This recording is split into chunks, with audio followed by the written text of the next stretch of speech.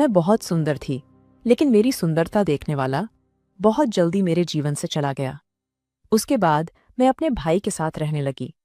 इस दौरान मेरे भाई की मुझ पर एक अजीब नज़र पड़ गई। अचानक वह मुझसे ऐसी बातें करने लगा जो मुझे पसंद नहीं थीं। एक दिन जब घर में कोई नहीं था, वह मेरे कमरे में आया। उसने कहा, मुझे पता है कि तुम्हें अब किस चीज़ की ज़रूरत है। अब मुझ में अपने पति को देखो। ऐसा बोलकर उसने मुझे बेड पर लिटा दिया और फिर दोस्तों, मैं पूनम इतनी कम उम्र में ही कई दुखद घटनाएं झेल चुकी हूं। अचानक मेरे पति का एक एक्सीडेंट में निधन हो गया। राजेश के जाने के बाद भी मैं अपने ससुराल में ही रही। अब मेरी उम्र 30 साल है। इतनी कम उम्र में मुझे अकेला पड़ना पड़ा। मेरे दुख के समय में मेरे ससुराल वालों ने मुझे बहुत सहारा दिया। उन्होंने कभी भी मुझे पराया महसूस नहीं कराया। अब 6 महीने पहले मेरे छोटे देवर की शादी हुई है और घर में छोटी बहू आई है। बहू का स्वभाव बहुत अच्छा था और मैं उसे घर के कामों में बहुत मदद करती थी। इस वजह से उसे मुझसे कोई दिक्कत नहीं थी। पिछले 6 महीनों में हम दोनों बहनों की तरह बहुत अच्छे दोस्त बन गए थे। एक दिन सुनीता मेरे कमरे में आई। मुझे लगा कि वह रोज की तरह बातें करने आई होगी, लेकिन उस दिन आते ही उसने कहा, जाओ भाभी, जल्दी अपनी बैग भर लो। मेरे बड़े भाई की शादी है और तुम्हें भी 15 दिन के लिए मेरे मायके चलना है। सुनीता की मुझसे की गई इच्छा देखकर मुझे खुशी हुई। मैंने कहा, सुनीता, तुम मुझे अपनी बहन की तरह समझती हो, यह मुझे पता है, लेकिन इस बार थोड़ा सोच समझकर चलो। तुम्हारे मायके में शुभ कार्य होने वाला है। ऐसे समय में मुझे वहां नहीं ले जाना। मेरे जैसे महिला के लिए वहां कोई शुभकामना नहीं होगी। मैंने सुनीता को बहुत समझाया, लेकिन वह मेरी बात सुनने को तैयार नहीं थी। उसने कहा, ऐसी कोई बात नहीं, तुम बस मेरे साथ चलो। इससे मुझे भी अपने मायके में भाई की शादी में मदद करने को मिलेगा और तुम्हें भी थोड़ी राहत मिलेगी। सुनीता के 2 भाई थे। अब उसके बड़े भाई की शादी हो रही थी। मेरे सास ससुर ने भी मुझे सुनीता के साथ जाने से मना नहीं किया। उन्होंने कहा कि थोड़ी देर बाहर लोगों के बीच रहने से तुम्हें भी अच्छा लगेगा। सबके कहने पर मैंने सुनीता के साथ उसके मायके जाने का फैसला किया। जब हम वहां पहुंचे तो वहां सब लोग मुझसे हंसते हुए बात कर रहे थे। वहां सुनीता के मायके में किसी ने भी मुझे नकारात्मक तरीके से नहीं देखा। जैसे जैसे शाम होने लगी, घर में सबके चेहरों पर खुशी दिखाई देने लगी। सबकी जुबां पर एक ही नाम था, विजय। विजय सुनीता का छोटा भाई था, जो बड़े भाई की शादी के लिए दिल्ली से आ रहा था। विजय दिल्ली में पढ़ाई कर रहा था और पिछले 1 साल से घर नहीं आया था, इसलिए सबको उससे मिलने का बहुत इंतजार था। शाम को 6 बजे घर के सामने एक गाड़ी आई और सब लोग विजय विजय कहते हुए बाहर भाग गए। सबका उत्साह देखकर मैं भी विजय को देखने गई। सुनीता की शादी में मैं किसी रिश्तेदार के आगे नहीं गई थी, क्योंकि मेरे पति के निधन को कुछ ही महीने हुए थे। उस समय मैंने उसकी शादी में बस नाम के लिए ही भाग लिया था, लेकिन अब सबका उत्साह देखकर मेरे मन में भी थोड़ी उत्सुकता थी। मैं विजय को देखने गई और उसे देखकर मुझे यकीन हुआ कि वह बहुत हैंडसम है। उसकी एंट्री किसी हीरो की तरह थी। विजय जितना मॉडर्न था, उतना ही वह संस्कारी भी था। जब उसने अपने माता पिता और बहन को देखा तो उसने उन्हें नमस्कार किया। घर के लोग उसके आने की खुशी में थे और उस समय उनकी नज़र उसके सामान पर नहीं गई। जैसे ही सब अंदर चले गए, मैंने विजय के बैग्स अंदर लाने का सोचा।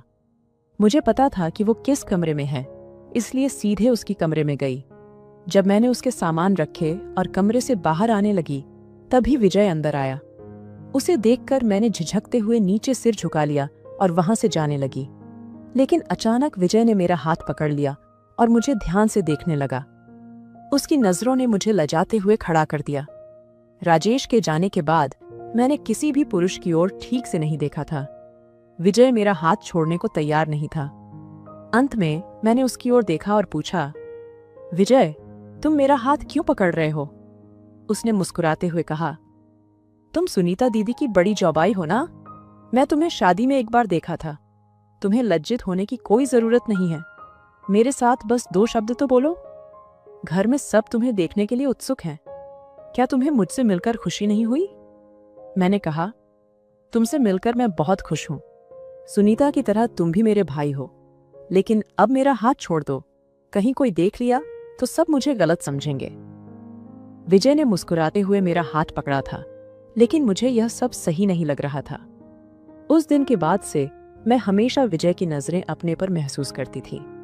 अगले 2 दिनों में विजय मेरे पीछे मस्ती कर रहा था, लेकिन मैंने उससे एक शब्द भी नहीं बोला। 2 दिन बाद वह अपनी बहनों के साथ बाजार गया। सुनीता ने मुझे भी उसके साथ चलने के लिए कहा, लेकिन मैं नहीं गई। मेरे न जाना का मुख्य कारण था विजय। उसकी मस्ती थोड़ी अजीब लगती थी। जब वे सब शॉपिंग करके लौटे तो सब अपनी अपनी खरीदारी दूसरों को दिखाने लगे। मैं भी खुशी खुशी उनकी खरीदारी देख रही थी। मेरे लिए किसी ने कुछ लाने की उम्मीद नहीं थी। फिर मैं चाय और नाश्ता बनाने रसोई में गई। जब मैं किचन में गई तो विजय मेरे सामने आकर खड़ा हो गया। उसने अपने पीछे से एक साड़ी निकालकर कहा, पूनम, यह साड़ी खास तौर पर मैंने तुम्हारे लिए खरीदी है। यह सुनकर मुझे बहुत आश्चर्य हुआ। मुझे नहीं पता था कि विजय जैसे मॉडर्न विचार वाले लड़के ने मेरे लिए साड़ी खरीदी होगी। मैंने कहा, तुम्हारे पास मेरे लिए इतनी मेहरबानी करने की कोई जरूरत नहीं है। मुझे नई शॉपिंग की जरूरत नहीं है। मैंने अपने काम पर ध्यान दिया, लेकिन अचानक विजय ने मेरा हाथ पकड़कर मुझे अपनी ओर खींच लिया। उस समय उसका हाथ सीधे मेरे कमर पर आ गया। उस स्पर्श से मेरा श्वास तेज हो गया। मैं कुछ बोलने वाली थी, तभी विजय ने मेरे मुंह पर हाथ रख दिया और कहा, प्लीज, मेरी तरफ से तुम्हारे लिए जो गिफ्ट लाया हूं उसे नकार मत करना। ये शादी का घर है, यहाँ सब नट नटियों की तरह सजते हैं, और तुम सिंपल सी साड़ी में क्यों हो? तुम बहुत सुंदर हो। तुम्हारी घोर रंग डार्क कलर पर और भी बढ़कर लगेगी। मुझे एक बार तुम्हें इस साड़ी में देखना है। प्लीज ना मत कहो। कहकर विजय ने मुझे मजबूरी से साड़ी दी और वहां से जाने लगा। जैसे ही वह जाने लगा, वह फिर से एक जगह पर ठहर गया। उसे फिर से रुका देख मैंने गुस्से से उसके तरफ देखा। मैं उसे डांटने वाली थी, लेकिन तभी उसने अपना हाथ आगे बढ़ाया और उसके हाथ पर पहना हुआ घड़ी मेरी साड़ी के पल्लू में अटक गया। उसे वहां से निकलने में काफी समय लग रहा था, तो मैंने आगे बढ़कर उसे निकालने की कोशिश की। उस समय मैं अपने पल्लू को छुड़ाते समय विजय की तरफ ध्यान नहीं दे रही थी। जब मैंने अपना पल्लू छोड़कर एक तरफ किया तो मेरी नजर विजय पर गई। वह मुझे थोड़ी अलग तरह से देख रहा था। मैंने उस पर ध्यान न देकर फिर से अपने काम में लग गई।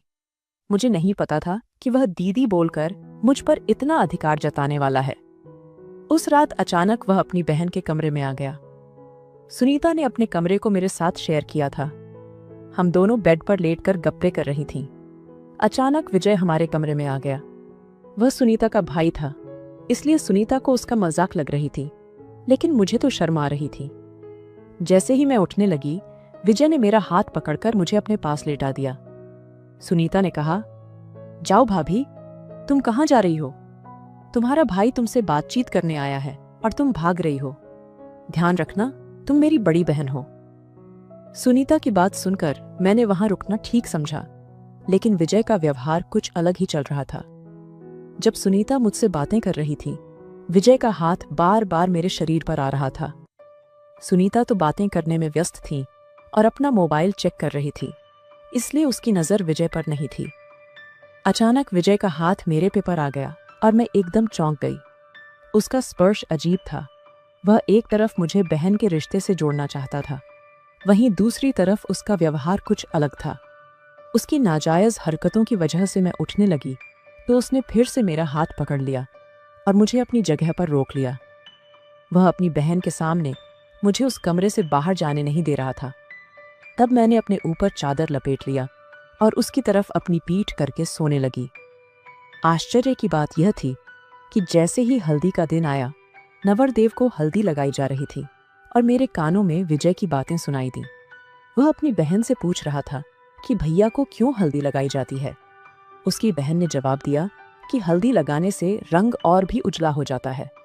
बहन की बातें सुनकर विजय ने भी हल्दी लगाने की मांग शुरू कर दी, लेकिन कोई भी उसे हल्दी लगाने के लिए तैयार नहीं था, क्योंकि सबको वर की फोटो खींचवाने और रील बनाने का था।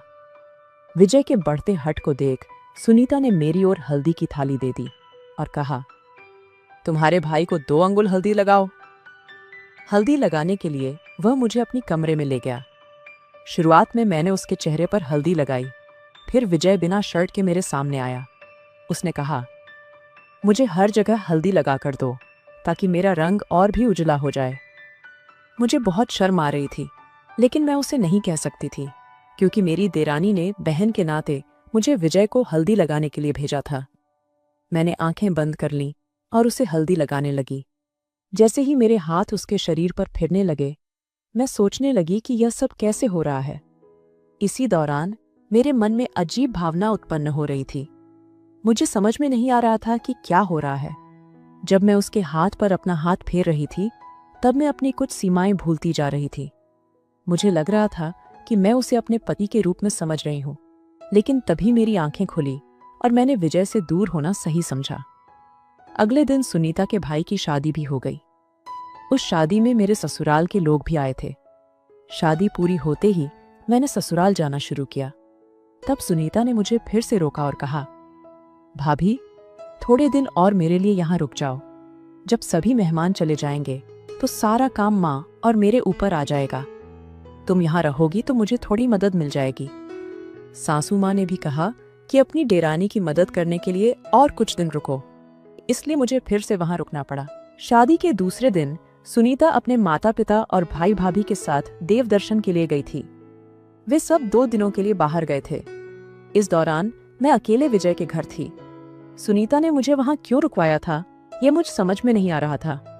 उसकी असली जरूरत काम करने की थी। मैंने घर के कई काम पूरे कर लिए थे। उस दिन सुबह सुबह मैंने धीरे धीरे घर की सफाई करनी शुरू की थी। जब विजय सुबह 10 बजे सोकर उठा तो मैंने उसके लिए नाश्ता लाया। नाश्ता करते वक्त वह भी मुझे काम में मदद करने आया। अचानक मेरे पैर से फिसलकर मैं विजय के ऊपर गिर गई। उस वक्त उसे कमर में चोट लगी थी। मेरे कारण उसे काफी दर्द हुआ।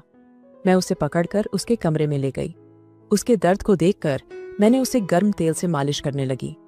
मेरी मालिश करने से उसे थोड़ा राहत मिली। जब मैं उसे मालिश कर रही थी, विजय चुपचाप सो गया। उसके दर्द के कारण मुझे बहुत बुरा लग रहा था। वह जब तक सोता रहा, मैं उसके बिस्तर पर बैठी रही। अचानक कुछ समय बाद मुझे महसूस हुआ कि मेरी गोद में कोई सो रहा है। आंखें खोलकर देखा तो विजय मेरी गोद में लेटा था। मुझे समझ नहीं आ रहा था कि वह ऐसा क्यों कर रहा है। मैंने उसे झटपट अपनी ओर से हटाने की कोशिश की। मैंने कहा, विजय, यह क्या है? तुम ऐसे क्यों सो रहे हो? कृपया मुझसे दूर हो जाओ, मुझे यह सही नहीं लग रहा। तब उसने कहा, पूनम, यह मेरे आभार व्यक्त करने का तरीका है। मैं तुम्हें धन्यवाद दे रहा हूं, बाकी कुछ नहीं। मुझे यह समझ में आ गया था कि उसके दर्द में अब कमी आई है, लेकिन उसका यह व्यवहार मुझे थोड़ा अजीब लग रहा था। मुझे यह संदेह हो रहा था कि क्या उसने मेरे साथ मालिश करने के लिए सचमुच कोई नाटक किया था। मैंने उसे अपनी ओर से दूर किया और अपनी कमरे में चली गई। इससे पहले मैं सुबह से ही धूल में लिपटे कपड़ों में घर में घूम रही थी। जब मैं अपने कमरे में पहुंची तो मैंने ताज़ा होने के लिए चेंज करने की सोची। मैं साड़ी पहन रही थी, तभी अचानक विजय मेरे कमरे में आ गया। मुझे चेंज करते देख वह अपनी नजरें नहीं हटा रहा था। उसे देखते ही मैंने अपनी साड़ी को कसकर बांधा और बाथरूम में चली गई। बाथरूम में साड़ी पहनना मुश्किल था, तो मैंने बाथरूम में रखे नाइट ड्रेस पहन लिया। जब मैं बाहर आई तब विजय उसी कमरे में मेरी प्रतीक्षा कर रहा था। मुझे देखते ही वह मेरे पास आया। विजय ने कहा, पूनम, तुम तो इस नाइट ड्रेस में बहुत सुंदर लग रही हो। उस समय विजय ने मुझे एक अलग नजर से देखना शुरू किया और धीरे धीरे मेरे करीब आने लगा। मुझे उसकी नजर से डर लगने लगा, इसलिए मैंने 2 कदम पीछे हटते हुए कहा, विजय, अचानक तुम मेरे कमरे में क्यों आए हो? और तुम यहाँ मेरी सुंदरता की तारीफ करने आए हो या तुम्हारा कोई काम था? विजय ने कहा, काम तो कुछ नहीं था, मगर तुम्हें देखकर मैंने अपना काम भी भूल गया। पूनम, तू सच में बहुत सुंदर है। तुम्हारा इस सुंदरता का इस्तेमाल मैंने पिछले 2 साल से नहीं किया। उसके ऐसा बोलने पर मैं थोड़ी घबरा गई, लेकिन मैंने हिम्मत जुटाकर उसे डांटा। मैंने कहा, तू क्या बड़बड़ कर रहा है?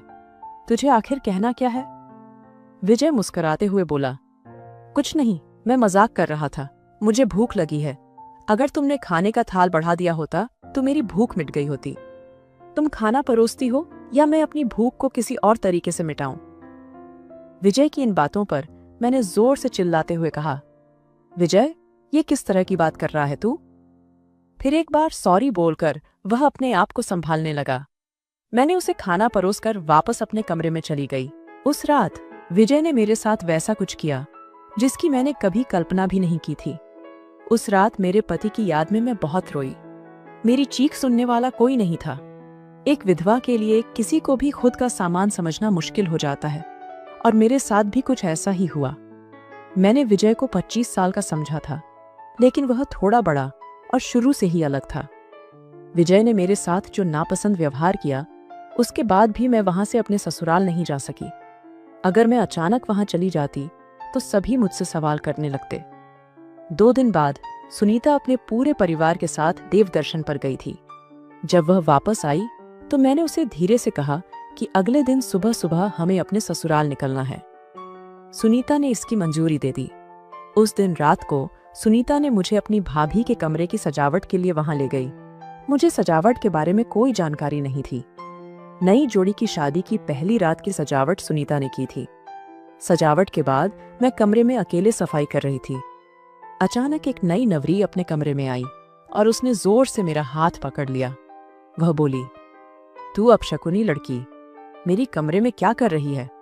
आज मेरी शादी की पहली रात है और तू मेरी चीजों को छूकर मेरे कमरे को अपवित्र कर रही है। तुझे लाज नहीं आ रही? उसके ये शब्द सुनकर मेरी आंखों में आंसू आ गए। उसी समय विजय उस कमरे में आया। जब उस नववधू ने मुंह पर हाथ उठाने की कोशिश की तो विजय ने उसकी कलाई मजबूती से पकड़ ली और कहा, भाभी, तुम ये क्या कर रही हो? तुम किसके साथ क्या बर्ताव कर रही हो? इसका तुम्हें ध्यान तो है ना? विजय ने मेरी वजह से अपनी भाभी से बहुत बेरुखी से बात की थी। उसकी बदतमीजी सुनकर नववधू बोली, विजय, तुम्हें क्या लगता है कि मुझे तुमसे कोई फर्क नहीं पड़ा? शादी के दिन से मैं तुम्हें देख रही हूँ। तुम इस विधवा को किस नजर से देख रहे थे, मैं सब जानती हूँ। मुझे ऐसे लड़कों की बहुत अच्छी पहचान है। पूनम जैसी औरतें पिछले दरवाजे से आती हैं।